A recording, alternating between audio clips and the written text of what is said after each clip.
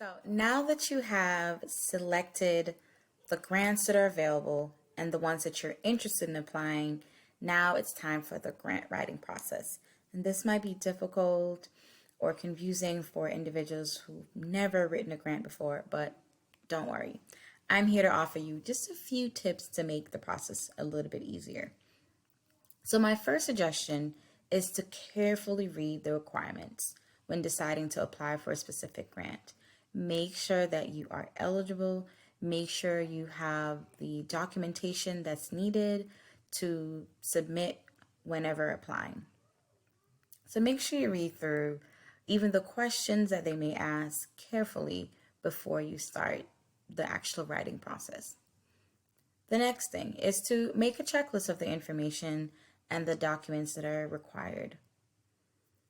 Leave yourself plenty of time to complete the application.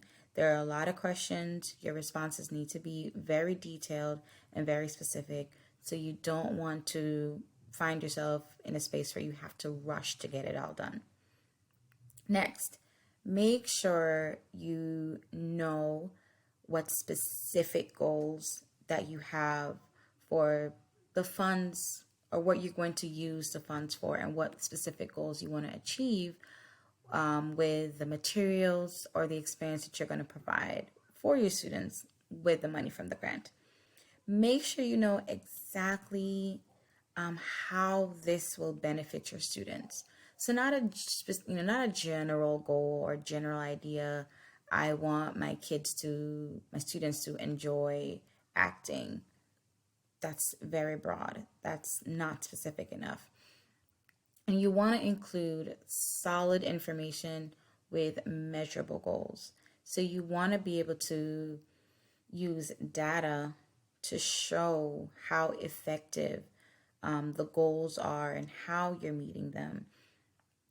You want to also include detailed and specific information in your proposal for how the money is going to be used. So, in responding to these questions, you want to provide very, very specific and very detailed information. So, I'm going to show you just a few examples of different grant applications that I found online. So here is a copy of a grant proposal, and this is through Somerville Arts Council. So this is a summary of the proposed project, which explains the specific goals and what they hope to achieve with this project and the funds for this project and what they're trying to, the experience that they're trying to create for the students. So it says, I will create and implement 4 40-minute interactive community puppet and music workshops that will be presented at Somerville Library. There will be a total of 8 workshops. They will contribute to playwriting, writing process through interactive music. The outcome of the 8 sessions will be 30-minute puppet show. They will offer the play and the Growing Center for free. So their description lets you know exactly how many workshops, it tells you exactly where, it tells you the intended outcome, and the end project that they're also going to be present. So again, it's not just we're putting on a puppet show or we're just going to implement that. You know exactly, you have an idea of how the money is going to be used and what exactly the project consists of. It's very specific. Here's another example. So with this grant proposal, a part of their goal is to decrease the number of student absences at this middle school, as well as to produce 2 full-length plays and a total of 1 arts night per year. Again, this is measurable because they can show that the number of students within their program, they can show the number of absences versus the number of absences by the end of the program. So how does having the students be involved in this drama program help to decrease the number of absences? You can have data that actually shows and proves that. produce 2 full-length student plays.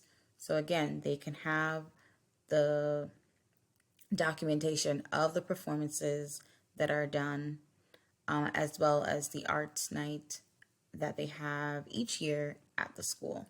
They can also show here certain objectives. They can show that there's adequate diversity in the program with each of the school's ethnic groups fairly represented. Again, they can have data that shows the number of students that are engaged and participating in this program, and how that number increases at the beginning of the program to the end. As far as test scores and academic achievement, they want to increase those test scores by at least 15% in the students participating. Again, they can show students' test scores at the beginning to the end, and then there's a compare and contrast to see the growth.